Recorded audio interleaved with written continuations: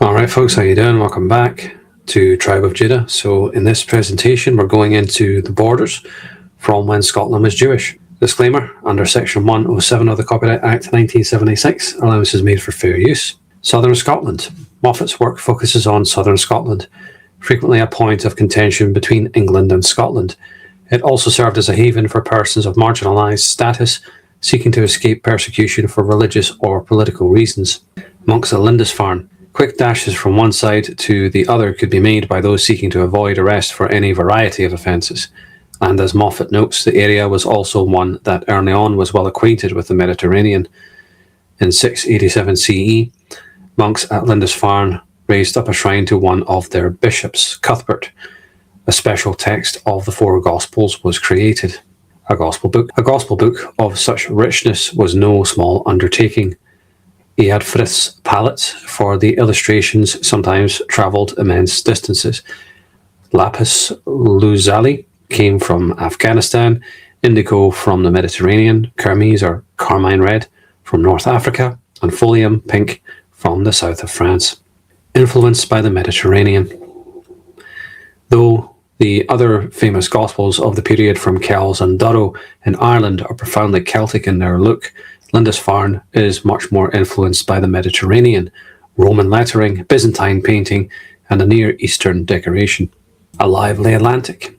Obviously, Scotland of the 600s was not an isolated outpost. It had trading ties across the Mediterranean and the Middle East. There is strong archaeological evidence for a lively Atlantic and Mediterranean trade in Scotland between the fall of Rome and the birth of the Holy Roman Empire under Charlemagne. The Annals of Iona. The Annals of Iona are full of references to contact with Gaul. The widespread distribution of Mediterranean pottery from the 5th and 6th centuries throughout the British Isles is a puzzle. Quote, it is not possible from the archaeological evidence to estimate the intensity and duration of this trade with the Mediterranean. The question is incapable of resolution. The reign of King David I. The earliest group of imports appears to have come from North Africa, the coasts of Turkey and Egypt, the Straits of Gibraltar, and the Portuguese ports in the Tagus and Mondego estuaries. This connection was enhanced greatly by the entry from 1100 CE onwards of traders, merchants, and nobles from France, Hungary, and the Low Countries during the reign of King David I. At Selkirk. At Selkirk, David granted lands to a group of French monks.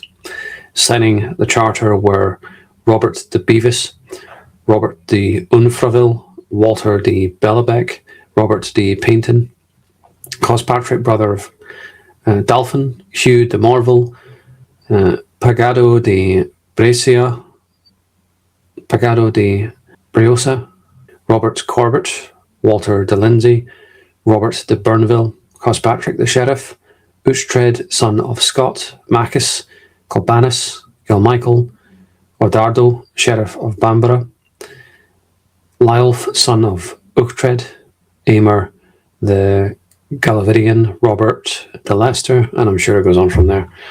So thank you for joining me, and I'll see you again for part 2.